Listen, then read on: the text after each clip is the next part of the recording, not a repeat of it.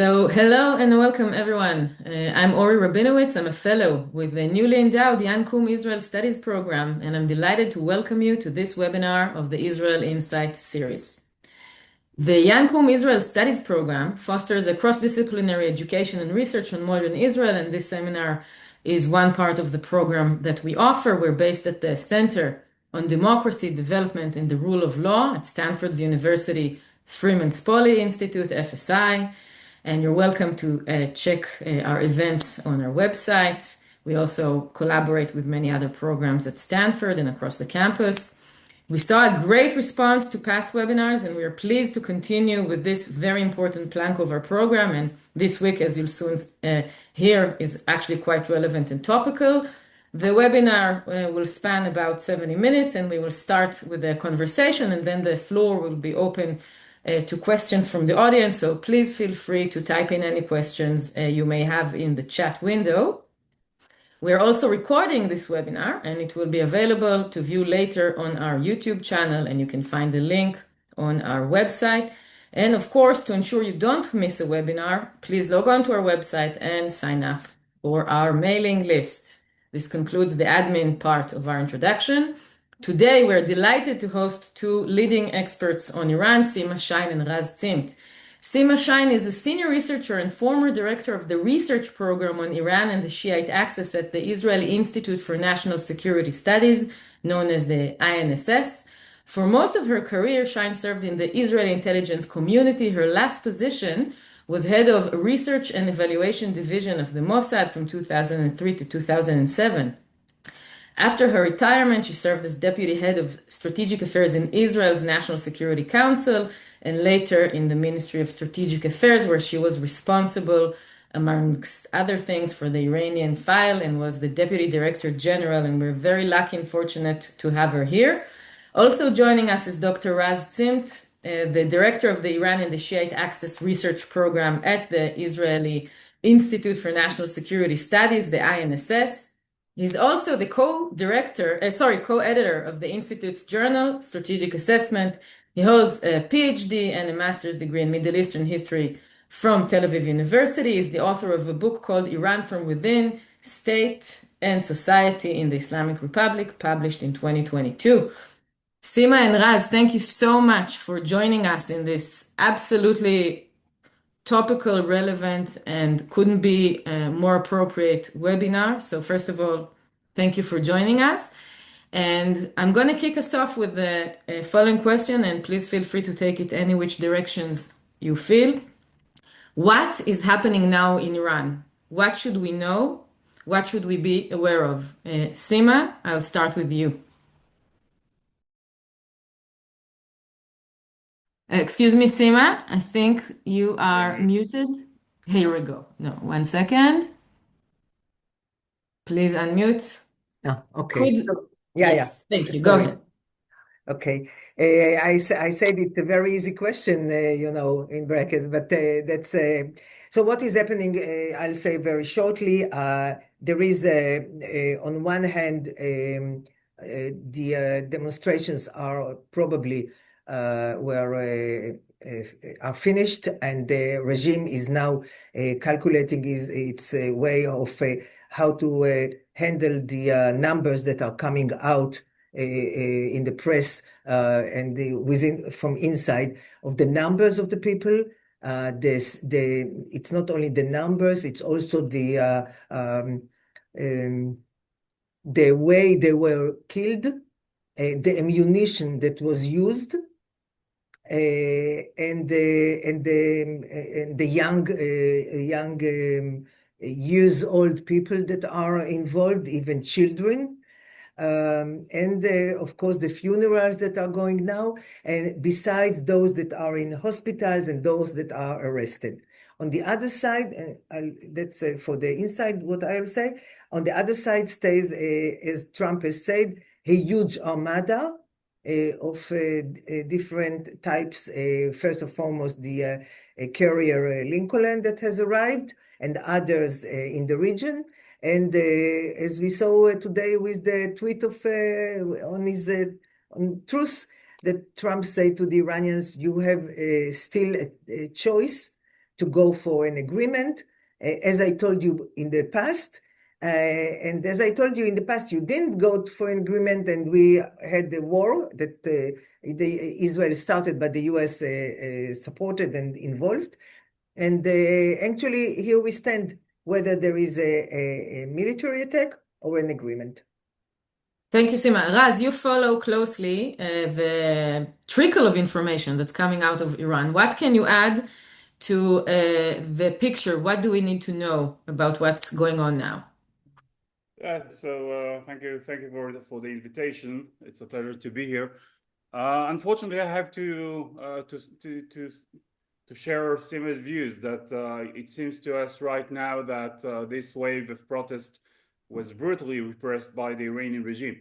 But I would also add that this is not, in my view, this is not the end of the story. It seems to me that the Islamic Republic has reached a kind of a dead end.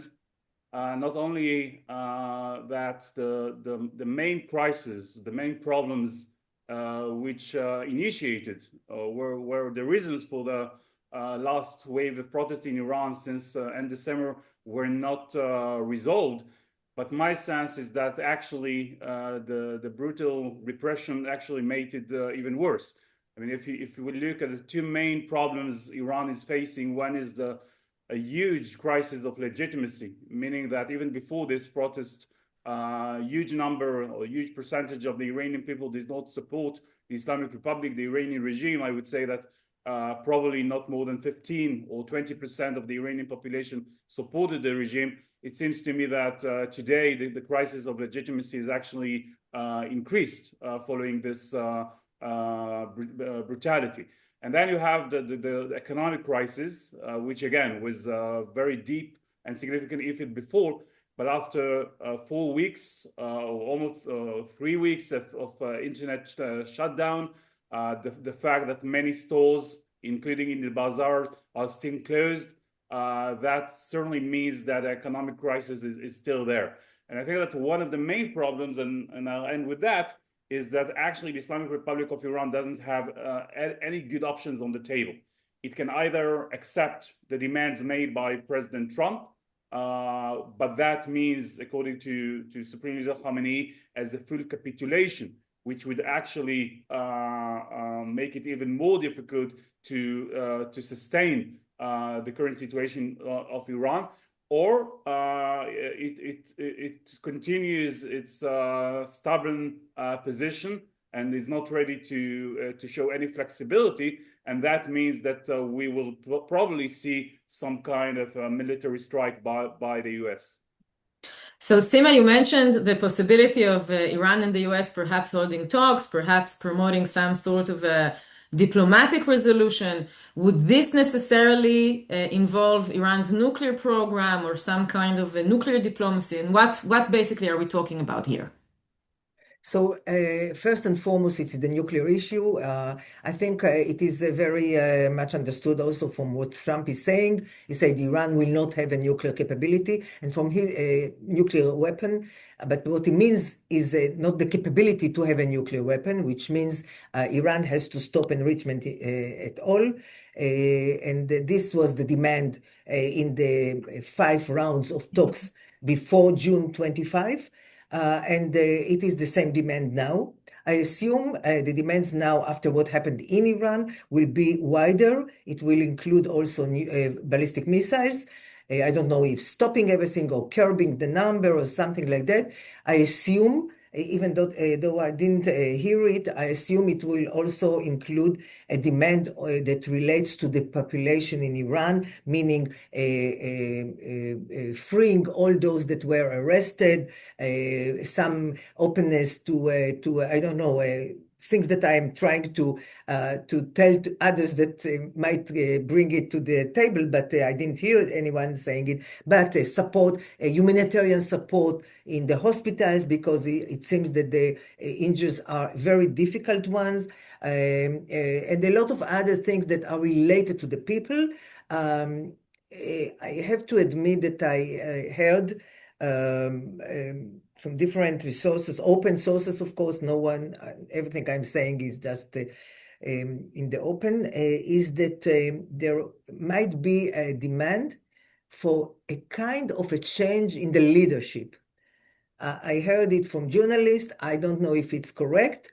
I think it will be very difficult, and I think we have to start with the nuclear. That is very problematic for Iran to do it.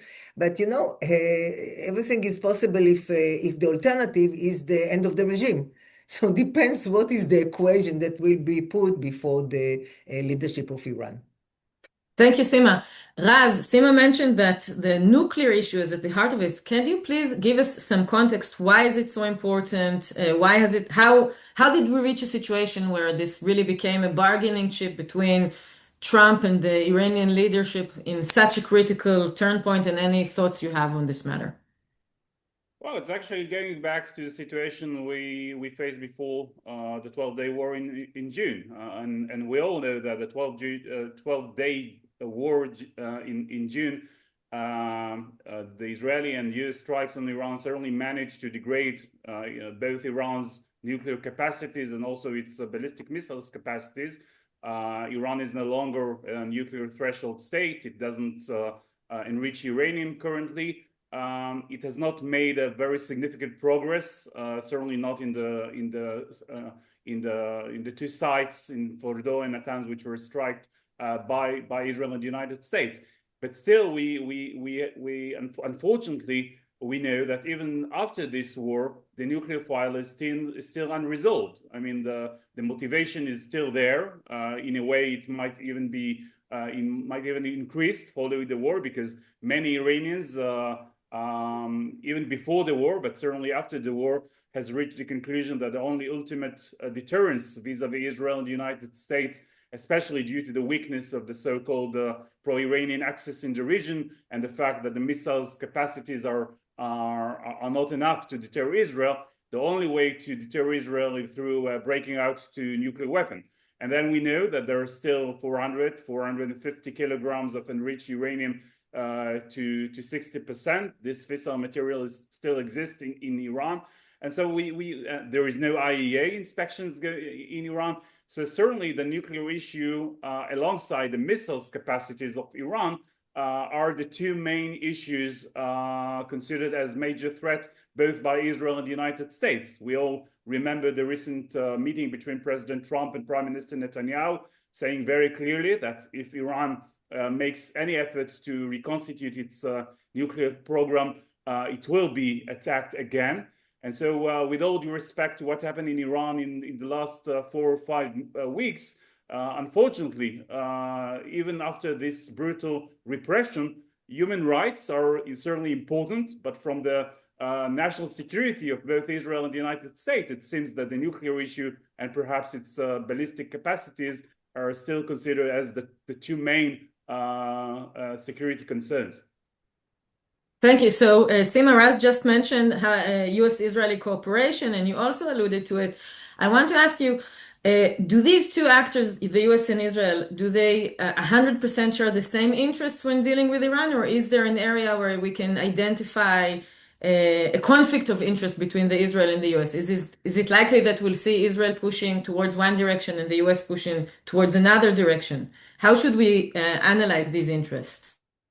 So I think on the vision, Israel and the US are on the same page. When it comes to practical measures and how to reach that vision, I think there are differences. I'll mention them. Not all of them might occur, depends on what the Iranians will do. But one of the differences, of course, is that the US wants an agreement. Israel thinks that an agreement now is not the good solution and not a proper solution, and will not handle all the problems, and will give a lifeline for this regime that is in a very difficult situation. It will only support this regime to continue and ruin. This is one of the differences. The other one is if there is no agreement, there is an attack. How should this attack occur? Will it be a small one and a short one, or a long one and a more decisive one? I think the Americans are more on a small. I don't know if it's a symbolic or larger, but something that is limited in time and will enable perhaps a dialogue, a new dialogue on agreement. I think Israel believes that once there is an attack, it should be such one that will jeopardize the stability of the regime. Nobody knows how to do it, but it has to be not only the nuclear, not only security places, IRGC, Basij, and others. It has to be also ballistic missiles, nuclear sites, as well as economics, energy issues that will, if the regime survives, it will be much weaker than it is today. I think we are not on the same page. The US is in a different place. And the last thing is the issue of the how to. I would join here by saying a word about the regional partners, that most of them are against the war. And therefore, I think the balance between Israel and the local Gulf countries and others, and Turkey, vis-a-vis the US, the question will be who is more supportive of this or other direction. So, Sima, before we pivot back to Raz, I would like to propose a follow-up question. We mentioned the other actors in the region and let's say how influential they are with Trump. We mentioned Turkey and Qatar and the Gulf states. So how about Russia and China, if we zoom back? Who are the relevant actors here? Do they have any sway in the regional dynamics? Where do they stand? Or is everyone basically just standing away from this conflict and letting Trump run it?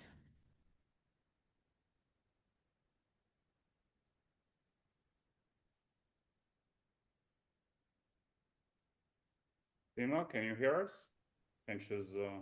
I think we're experiencing a little bit of a freeze. So Raz, perhaps we can pivot to you. Yeah, sure. Look, I think it's very clear that both Russia and China want stability. They prefer the continued. They certainly want the Islamic Republic to continue in being the same player it is today. I mean, from the economic point of view, it's very clear that China, is making use of the Iranian predicament. We know that China buys about 90% of the Iranian oil exports in very significant discounts. Russia, the relationship between Iran and Russia has also been very significant improved following the war in Ukraine. As we all know, Iran has supplied Russia with drones. So I think it's very clear that both states want the stability in Iran, and they certainly don't want a regime change in Iran.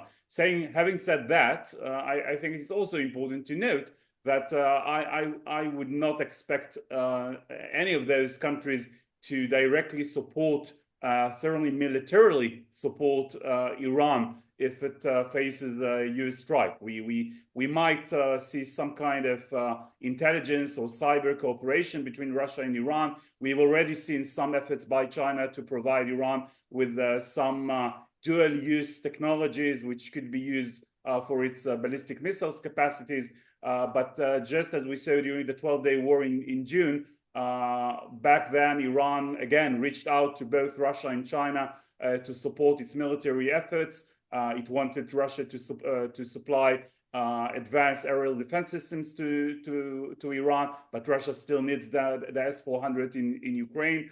The Sukhoi, Russia again has been very hesitant to support that. And China as well. There have been some reports in recent days about military support given by China to Iran. But according to our sources, it seems to be some kind of Iranian information campaign rather than real reports. So to follow up on what you're saying, Raz, it's a little bit reminiscent of what we saw during the June War. Russia and China were both very reluctant to actively help Iran. The Iranian regime kind of found itself basically alone facing Israel and the US, except for maybe some diplomatic maneuvering, but definitely nothing that the Iranians were actually expecting to receive. So the Iranian leadership is now in a huge predicament, and you and Sima outlined it really well. So now let's perhaps pivot to possible modalities of where we're going forward. So I've been following your tweets and your publications, and you write very eloquently that we could imagine the regime not actually toppling, but going through some sort of an internal change. So could you perhaps tell us a little bit more about the possible modalities for that kind of a change, and then we can perhaps pivot to talk a little bit about the opposition. So over to you. Yeah, sure. For the last few years, we've come up with the two main possible scenarios in Iran. One is a regime change, a revolutionary regime change coming from below. During the Mahsa Amini's protest, the Zan Zendegi Azadi, in 2022-23, I suggested three main conditions which I thought were very important if we would see some evolution of the protest in Iran into a major significant political change. One is millions of Iranians in the streets. The second one is a kind of organized coalition of different sections within the Iranian society working together. Not just women or students, but also bazaris and workers and bus drivers and ethnic minorities working together for the sake of regime change. And the last condition, which I still believe is perhaps the most important one, is to see some cracks and divisions within the Iranian political and, most importantly, security elite. When we will see some defections, for example, from the Basij or from the law enforcement forces inside Iran. I have to say that during 24 hours of Thursday, 3 weeks ago, the bloody Thursday, we might have seen the fulfillment of the two first conditions. We don't really know what was the number of protesters in the street, but I can assume that it was more than 1 million Iranians in the streets. We did see some, I wouldn't say that it was a coalition, but we certainly see several sections of Iranian society going to the streets and demonstrating against the Islamic Republic. What we haven't seen is any kind of fictions and divisions within the security elites inside Iran.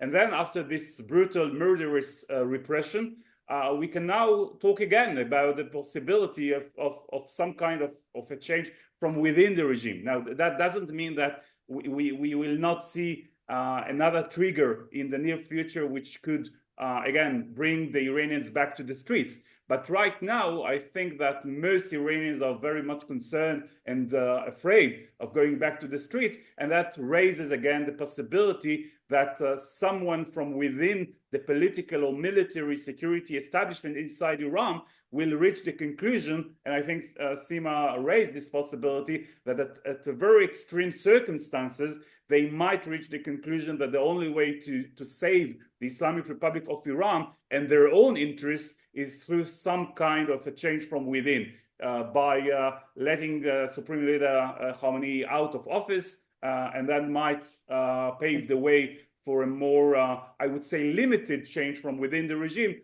rather than a revolutionary change. Thank you, Raz. Sima, it's good to have you back with us. We apologize for Thank you. I'm sorry. I'm sorry. It's absolutely fine. If this was any other webinar, I would say that maybe the Iranian cyber units are behind it, but I will not say it this time. So I would just want to follow up with you. We were reviewing the geostrategic involvement of the different actors in the region. And I'd just like to hear from you. What do you think? What should we expect in terms of Russian, Chinese, other regional input to the region? Who are the main actors we should follow? And then perhaps we can talk about Israel, and we'll follow up with some questions about Iranian opposition. So over to you, Sima. Thank you. So first of all, of course, the Russians and the Chinese would not love to see any regime change in Iran. It's very important for them to have this camp of anti-American camp, if to put it very bluntly.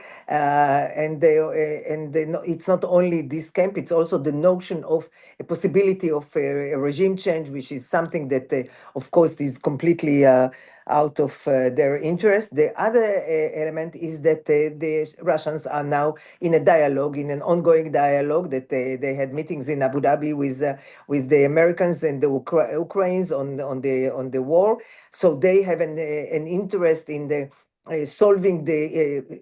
bringing an end to the war in Ukraine on their favorite terms.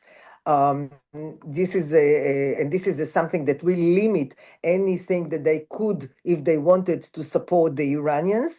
I assume they are supporting the Iranians with intelligence, with different things that might not be seen openly, but not more than that.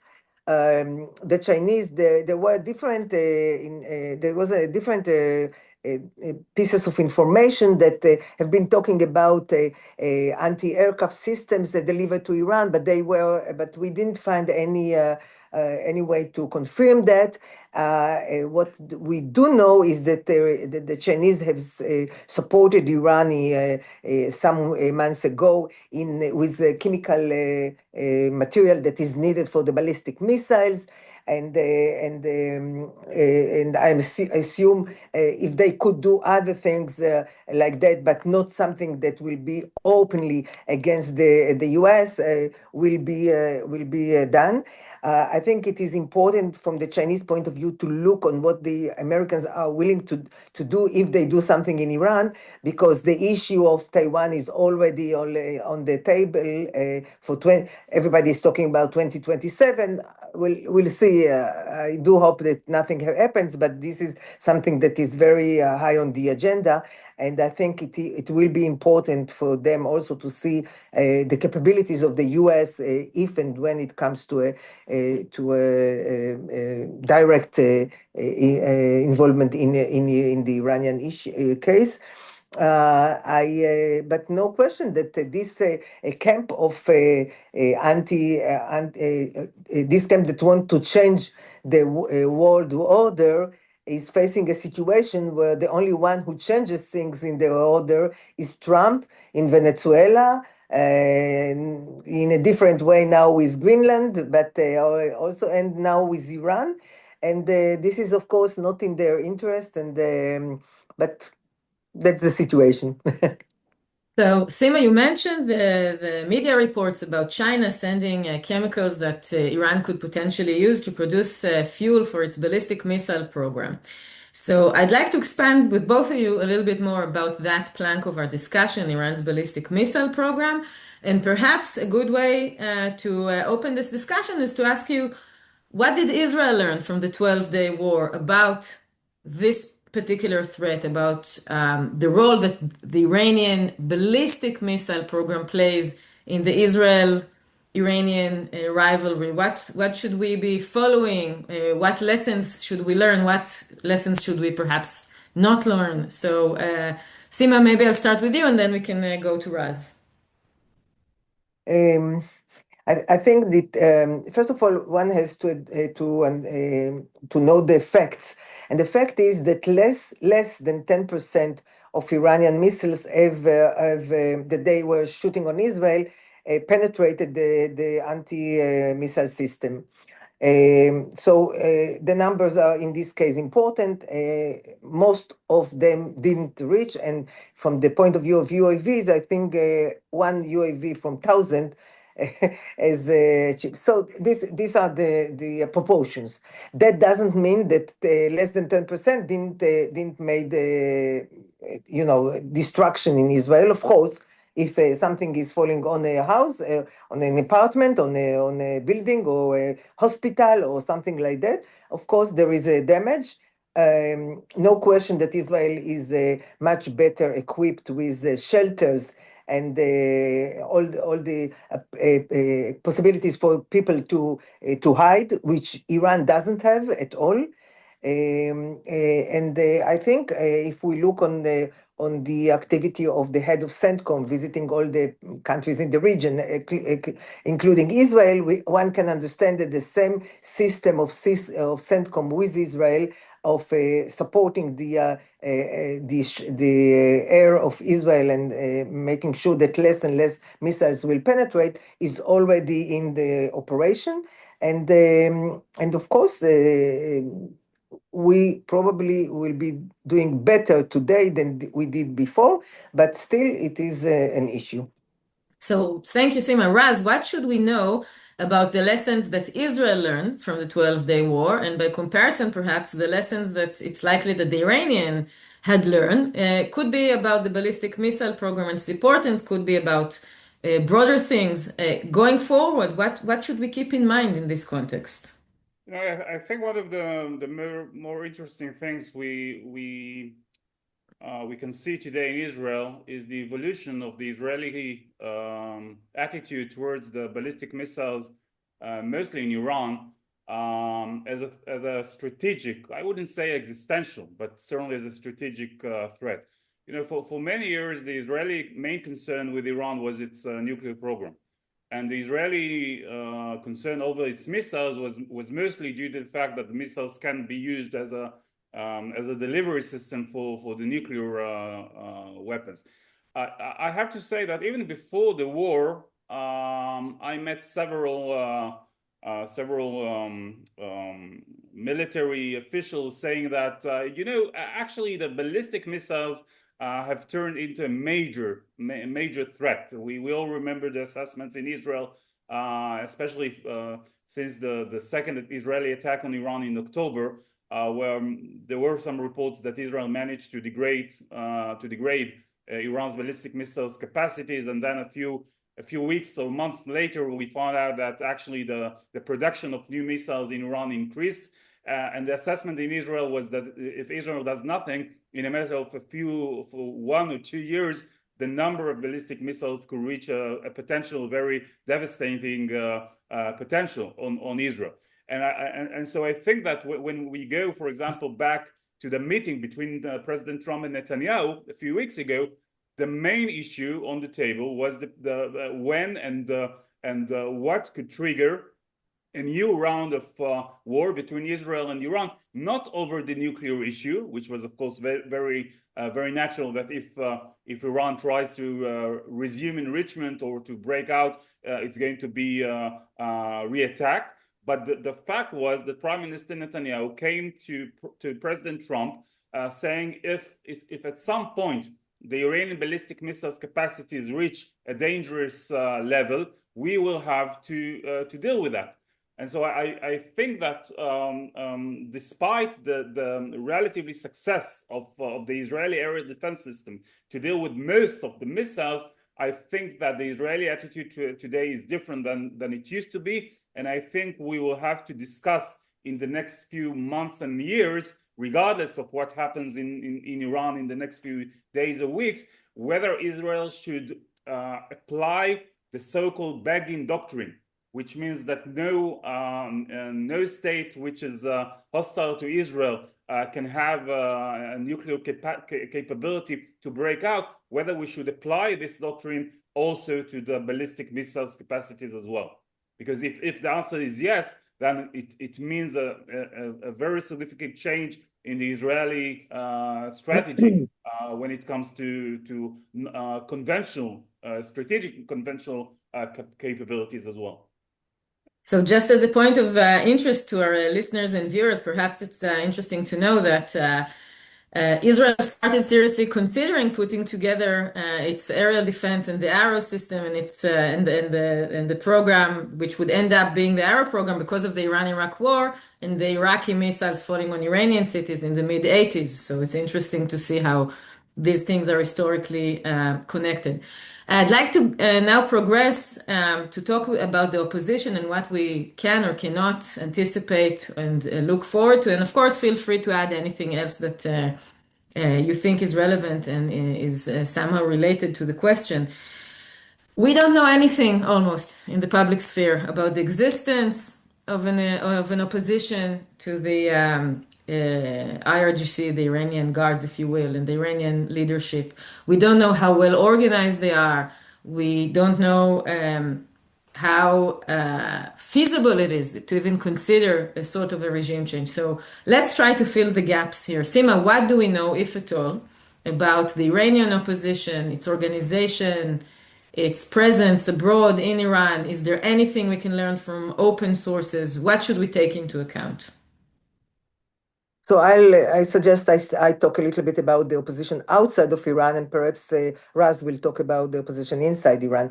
I think one of the differences from this in these last demonstrations in the streets of Iran, of the different cities in Iran, from previous times, is the high involvement of opposition outside of Iran.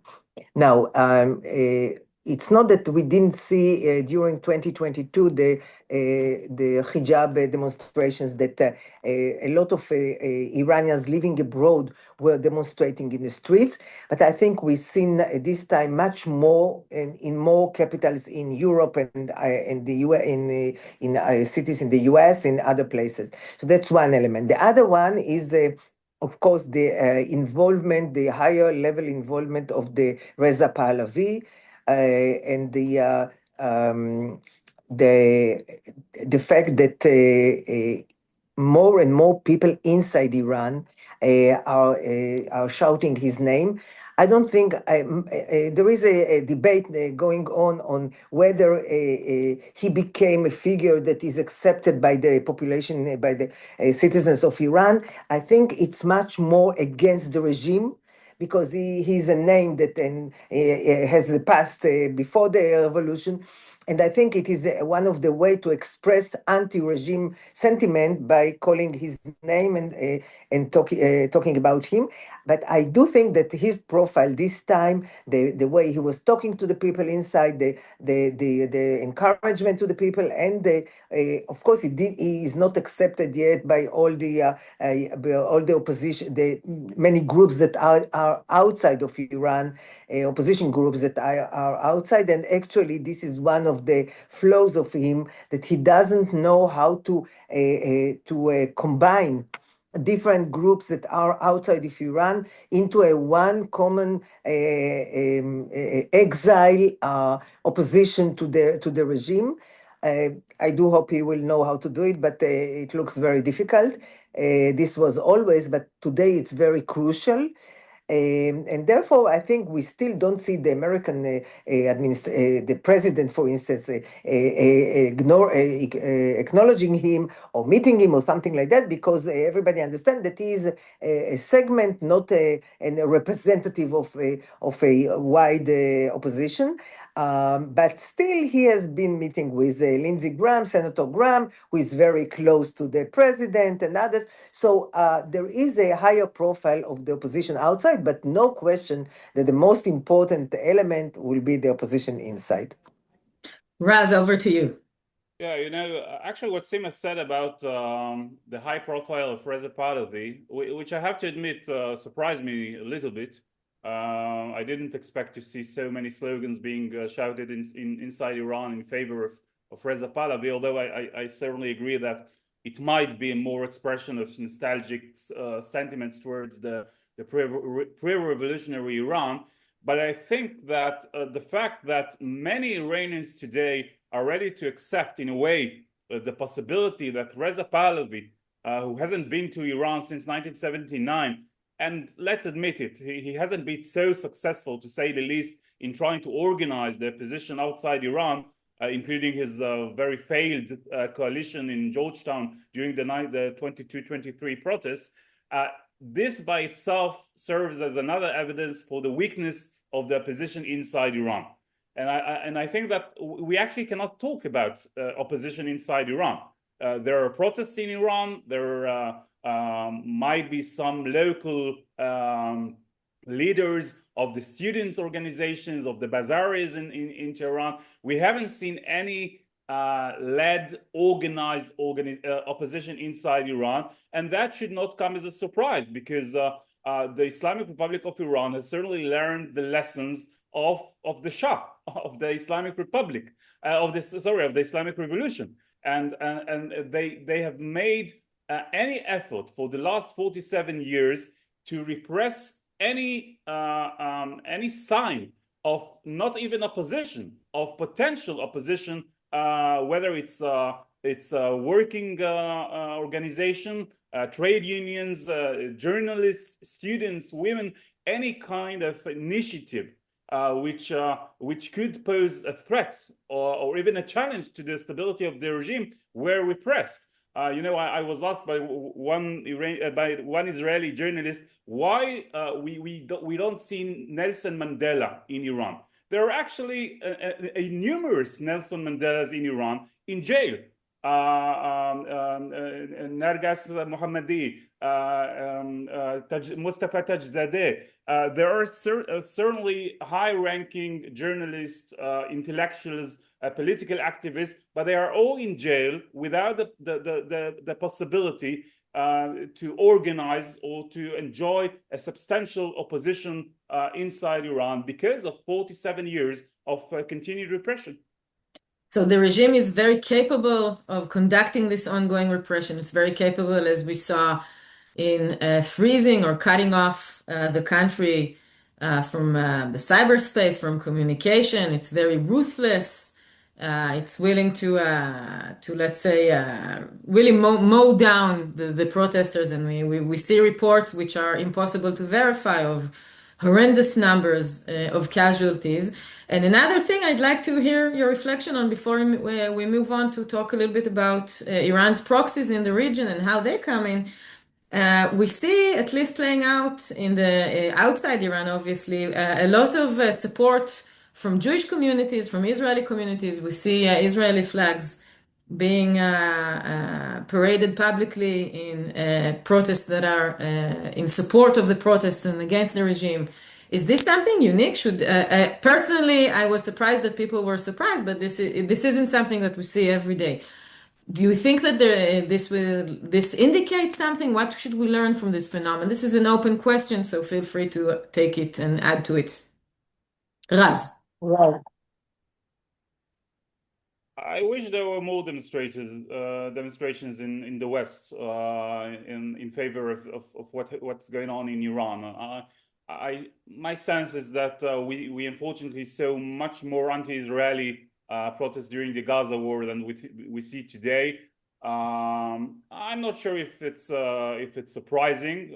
We all remember what we saw during the anti-Israeli demonstrations in the West over the last 2.5 years, with the flags of the Islamic Republic and Hezbollah being raised by the demonstrators. But we saw some anti-regime demonstrators during the Mahsa Amini's protests as well. I'm not sure if the problem is the lack of demonstrations in the West in support of the protest movement inside Iran. My problem is, for example, with the fact that we have not seen any significant action by the states in the West against Iran. We have not seen even as one single country pulling out its ambassador from Tehran. We haven't seen still the designation of the IRGC as terrorist organization due to objection of several Western European states. That is the minimal thing we should expect from the international community, and I'm not speaking about China or Russia, but about the West. About the European countries. So, Sima, would you like to join? Yeah, I want to join and to broader a little bit to two issues that were not mentioned before, and I want to say to make sure that they are within your webinar, not before we finish. One is, I think that broader, one has to look on Iran and see it's a much wider problem than just what happened now in Iran with the demonstrations. And I think at the end of the day, this is something, and it is very much connected to what Raz said at the end, that he doesn't see, which I also are looking for to see if the Europeans, for instance, that they have tomorrow a meeting of the EU, if they will be able to bring 27 states to support the designation of the IRGC. So I do think that the minimum that they can do for the people in Iran, as Raz said, is to do something. But what I want to say is the problem with Iran is much wider. At the end of the day, the 2 years of the war that Israel has been involved in different fronts started with Hamas, but then with Hezbollah and the Iraqis and the Houthis and everything. This is something that without Iran would not happen.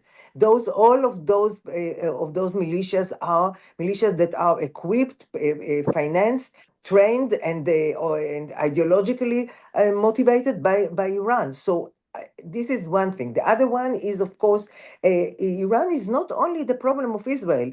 It was a problem of Saudi Arabia 2019 when they attacked the Aramco facilities. It is a problem of a lot of European countries that Iran and its proxies are conducting terror activity against opposition to Iran, people, journalists that are opposing Iran or something like that. Iran is supporting Hezbollah even now when Lebanon is trying to survive and to improve its economic deal situation. And actually, Lebanon is captive to the interest of Iran. It is at the end of the day, it is also an enemy of its own people, killing its own people. So I think Iran, everybody has to understand, and I'm not mentioning the support to Russia to continue the war in Ukraine and everything. This is a regime that is destabilizing the region, is a threat to a lot of democracies in the West, is a threat to its own people, and we have to put the events that are happening now, the US and Iran, in the context of what does it mean, this Iranian regime. And I think this should be handled and tackled by a lot of more states in the world, not just the US. I would hope that the Europeans will come and say, we support the US activity. And now I know they have a lot of problems with Trump. They don't want to support him in anything, but we are now talking about an issue that has a direct influence on interest of a lot of countries in the world, not only Israel.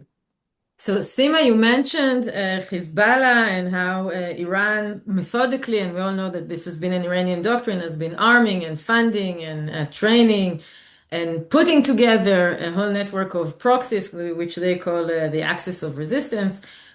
Can you please tell us where do they stand now? You started kind of unpacking what Hezbollah has been up to. Where are we now? What has happened in the last 2 years? Has anything happened after the June war?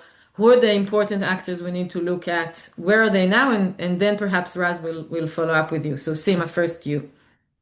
So I'll say very shortly. First of all, what is happening in the last days is that all of them, Hezbollah, the Iraqi militias, and the Houthis, are coming up with declarations of support to Iran. I'm sure it was a demand coming from Tehran, and in order to show that they still have those proxies. Each of them has its own problems. Hezbollah, I think, is the least one that will try and join a war now, if there is a reason for that, because they know that Israel is just waiting for a pretext to finish the job that wasn't finished previously. So I don't think Hezbollah is relevant in this case, even though they hinted in the last days that they might rethink their position. The Iraqi militias are always also in a very delicate political situation in Iraq itself, within the process of establishing a government and a prime minister. This is a huge problem. They know that the Americans are also there, and I think the last thing that they want is to involve Iraq in any kind of a war. The only ones that I do think that don't have any interest in their own state, but only to support Iran and to make sure that they are stronger and stronger in Yemen and don't have other considerations are the Houthis, and probably they might join if there is a US-Iran attack or something. War. I don't want to call it a war because I don't think it's going to last as a war. As to the other part of your question, you related to Raz about the 2 years. Yeah, so Raz, I will have you follow up on this, and also if you can perhaps give our listeners a short context about the Ring of Fire, the proxies, Qasem Soleimani, anything from your expertise for those of our listeners who aren't experts here. So over to you. Look, Iran. It's very clear that Iran's strategy of using its proxies has failed. It's not just that the main components of this pro-Iranian axis in the region are much weaker than they used to be. Hamas, unfortunately, is still a player in Gaza, but much weaker than before. Hezbollah also is down, although not out. Its main priority right now is to try and reconstitute its infrastructures and its capabilities following the war in the summer of 2024. And the pro-Iranian militias in Iraq, as Sima said, are much more interested in trying to make use of the oil sources inside Iraq, and with the forming a new government. Having said that, it's not just the weakening of the components of the pro-Iranian militias, it's also the fact that the whole conception or perception of Iran's using its proxies as part of its so-called forward defense strategy in order to make sure that, first of all, the proxies are used in order to deter Israel, and then, if necessary, to retaliate to Israeli attacks against Iran. And that has failed. And the second objective by Iran was to make sure that Iran can use its proxies in order to make sure that it's not directly involved in a military confrontation with either Israel, certainly not with the United States. And those objectives failed. I remember as during my almost 25 years in the military, I participated in dozens of simulations trying to figure out what will happen in case of an Israeli strike against the nuclear facilities in Iran. And the number one concern has always been not what Iran is going to do, but what Hezbollah is going to do. And the fact that Israel managed to make a decision to strike Iran in June without having to take into consideration what Hezbollah is going to do, that by itself serves as a very good indication of this failure of conception. And the second thing is also very significant.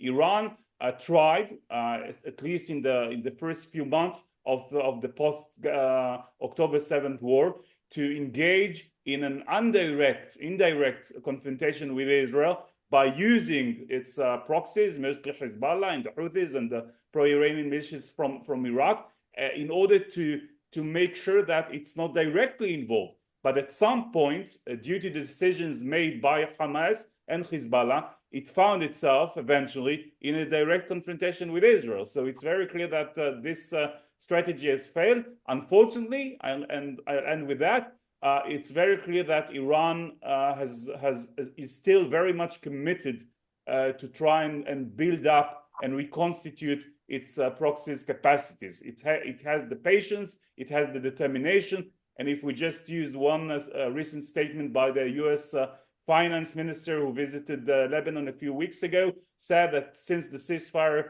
between Israel and Hezbollah in November 2024, Iran has already delivered the sum of $1 billion support to Hezbollah. Even if it's not 1 billion, it's less than that. It's very clear that, and it's very amazing that despite all the economic problems inside Iran, they still find it necessary and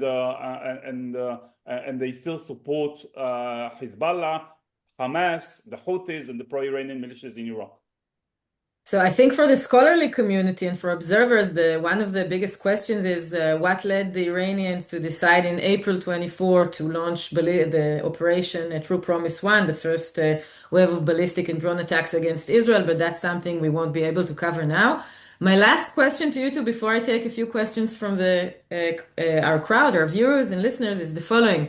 What should we expect if another conflict between Israel and Iran erupts? And of course, I'm talking about a direct conflict. What should we expect or anticipate? So, Sima, any thoughts? Yeah, I think if there is of course, the question is within what context it is. Is it an Israeli initiative, or is it now an American initiative that Israel will be attacked and responding to that? So it might be a little bit different, but I do think that Israel is prepared, I think what we saw in the previous war, we'll see much more this time. Israel will not, that's my evaluation, will not stop only on the missiles and nuclear assets, but also on leadership symbols and economic assets. I think this time it will be much stronger, and I think this is one of the reasons that not the only one, that Iran will think twice before immediately involving Israel in a bilateral American-Iranian war. Conflict. Raz, over to you. Yeah, look, I think it's very obvious that currently Israel prefers the US to lead the campaign against Iran. And therefore, if that's going to happen, and if the US decides to strike Iran, my sense is that Israel certainly hopes that the US will strike not just symbols of the Iranian regime and Basij and IRGC headquarters, but also the ballistic missiles capacities. The interesting thing would be to see if there is no US strike on Iran, and if there is no agreement between Iran and the United States, whether at some point in 2026 we might see the resumption of discourse inside Israel and between Israel and the United States, at what point Israel should strike the ballistic capacities if Iran continues its efforts to reconstitute this array. Thank you, Raz. So this concludes the official section of our chat, and now I'll review some of the questions that people have been typing online. I should say that there are many questions. We won't be able to reach all of them, but this is a very good one. Is there any discernible, clear picture of how the Gulf monarchies are positioning themselves vis-a-vis Iran? We know they're making, this is me adding, statements are one thing and action on the ground or real intent is another thing, especially in the Middle East. Are they trending to a more conciliatory tone, towards the regime, or would they likely support a more military option? So Gulf monarchies, what are our thoughts on that? Where are they? Well, I think it's quite obvious that all of them are against an American attack on Iran. They have expressed it publicly. First of all, they have said that they will not participate, meaning that they will, and also saying that they will not allow any activity from their own soil. This is part of an answer to a threat coming, demand and a threat coming from Iran. I think they are completely, they would prefer any kind of an agreement between Iran and the US. They have a different agenda now. They want to be a AI hub for the world. They want to invest a lot of money in many AI projects and many economic projects, the 2030 vision of MBS and others. They don't need a war now. They don't want a war now. I think, as we know, they have transferred their valuation and their position to the White House as well. I think it is taken into account. and it might be one of the reasons why the Trump administration would not like to attack energy infrastructure so that Iran doesn't retaliate on the Gulf states. I think at the end of the day, the Gulf states prefer to see a weak regime in Iran. The same regime continues in Iran as weaker and more dependent on the economic relations with the Gulf states, much better than a war that God knows how it will develop and how it will be, what will be the end of such a war. So they are on the side of not a war but an agreement. Raz, any thoughts on that? Look, I don't think that anyone thinks that there is a love story between Saudi Arabia or the UAE and Iran, even after the resumption of relations between Riyadh and Tehran. But it's very clear that their concern with Iran seems to be smaller than their concern with the potential consequences of the war. I visited Abu Dhabi a few weeks after the June war. And I was told again and again, we want stability. We managed somehow to escape the consequences of the 12-day war without being hit by Iranian missiles on Abu Dhabi or Dubai or Saudi Arabia. The last thing we want is a new round of war, which could certainly escalate things. And I think that today, when we see the US forces in the region, they are even much more concerned with the possibility of escalation, because it's very clear that unlike June, this time, if and when the Iranian regime thinks that this is an existential threat to the stability of the regime, they will use all the means they have, not just against the US forces and Israel, but they could certainly hit targets in the Gulf as well. So lastly, I'm going to combine a few of the questions in the chat so we can give you both a platform to conclude our webinar. So if the US and Israel, or perhaps the US alone, do move ahead and perform what's called in military jargon, form a sort of a decapitation strike in Iran, right? Targeting the leadership, removing the leadership. What are the chances, in your assessment, that we'll end up seeing, let's say, within a year or so, the emergence of a liberal democratic regime in Iran? Is this just a fantasy?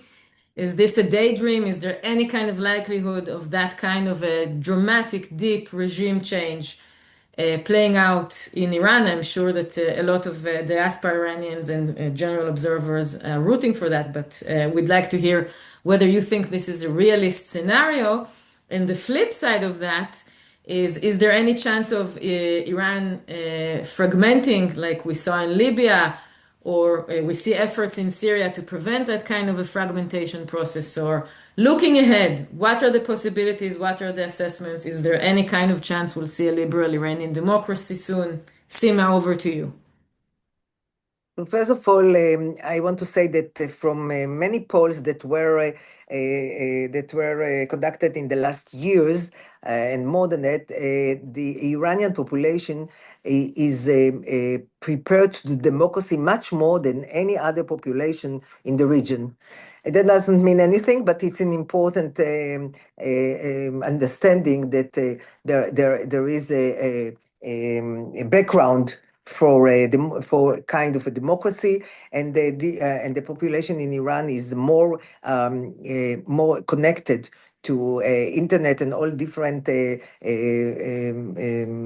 networks than proportionally than any other in the region. So probably there is a platform for that.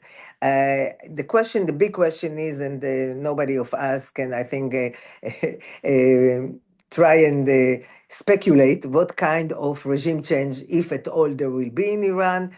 We don't know if there will be. We don't know if it will be worse than it is today. What kind within there are so many possibilities. I really think there is one shouldn't speculate on that, because it's not because it's difficult, but because so many components might change if there is a huge strike from the US. If it's not one day, if it's several days, if a lot of if. Everything can be, it can look differently. We don't know how it will inflict on the population and the citizens. Will they go back to the streets? Will they stay at home and pray not to be killed? But even though I am sure no civilian targets will be targeted, of course. So there are many, many question marks, but I do hope, I really want to say last sentence, I really hope for a change of this terrible regime that is so destabilizing in the Middle East, and also who is so difficult to its own population. Thank you, Sima. Raz, final thoughts on all these topics we mentioned? Unfortunately, I can't be too optimistic. I think that the likelihood for the evolution of the Islamic Republic into a liberal democracy seems to be very slim. I agree that there is some kind of civil society in Iran, and which might encourage in the future evolution of Iran into something different, more liberal, more secular, more democratic. But I think that the level of crisis today in Iran, and it's not just the economic crisis, it's the shortages of water and electricity and the mismanagement. It seems to me that the average Iranian, if we can speak about the average Iranian today, is more interesting not in the democracy or liberal ideas, but what is referred to in Persian as zendegi normal, as normal life. They only want normal life, even if that means that Iran will turn into some kind of military authoritarian regime like Pakistan or Egypt. It's better than the current one. And therefore, I think that, as I said before, I think that some change from within the regime, at least for now, seems to me more likely. And you know, if you'd asked me 5 or 10 years ago, what will happen in Iran if, for example, Khamenei is replaced by some kind of military rule by the Revolutionary Guards, I would probably argue that it's not going to be better. Today, I'm not so sure. I think that the Revolutionary Guards are certainly hawkish, and they certainly very much dedicated to the core strategic goals of Iran, its missiles and nuclear programs, and its regional ambitions. But you know what? Perhaps even the Revolutionary Guard or some kind of a strong leader coming from the ranks of the Revolutionary Guard might be perhaps less obsessed compared to Khamenei with this revolutionary ideology, and might be more pragmatic. Concerning the question of fragmentation, look, I can't rule out the possibility that if the regime collapse, we might see some separatist tendencies in some areas of Iran, perhaps among the Kurds or the Arabs or the Baluch. But I think there is a very big difference between Iran and the Arab states. Iran has preserved more or less its territorial integrity since the Safavid dynasty in the 16th century. Most of the Kurds, certainly the Azeris, even some of the Arabs who are Shiite are considering themselves as Iranians and not just as Kurds. Perhaps the Baluchis are different. And so while some of them might use this opportunity in order to demand more rights, I'm not sure that we should expect the fragmentization or territorial disintegration inside Iran. So thank you, Raz, for that. And on this thoughtful note, we shall conclude. Sima Shine and Raz Zimmt, thank you so much for joining us. May we see some good news coming out of Iran and some positive developments. Thank you so much for joining us, and fingers crossed for some good developments. Thank you. Bye-bye.